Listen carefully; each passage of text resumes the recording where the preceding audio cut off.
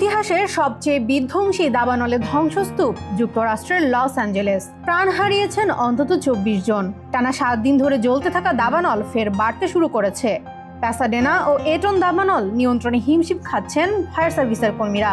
এমন পরিস্থিতিতে শহরটিতে সেনা মোতায়েনের কথা ভাবছে কর্তৃপক্ষ।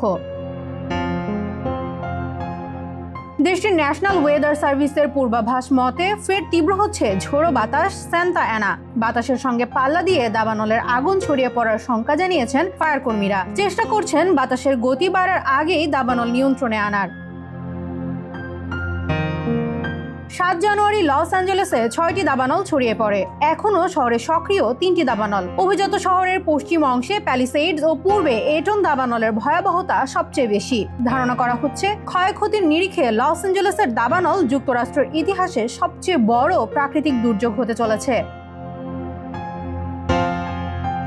হলিউড হিলসের কোলঘেঁষা প্যাসিফিক প্যাসাডেনায় আগুনে পড়েছে অন্তত ১২,৩০০ বাড়ি। অভিজাত মালিবু প্যাসাডেনাতেই আবাস গড়েছিলেন হলিউডের বাঘা বাঘা শিল্পী, অভিনেতা ও কলাকৌশলীরা। আগুনে এখন পর্যন্ত ১৩৫ থেকে ১৫০ বিলিয়ন ডলারের ক্ষতি হয়েছে বলে জানিয়েছে আবহাওয়া বিষয়ক ওয়েবসাইট অ্যাকুয়েদার।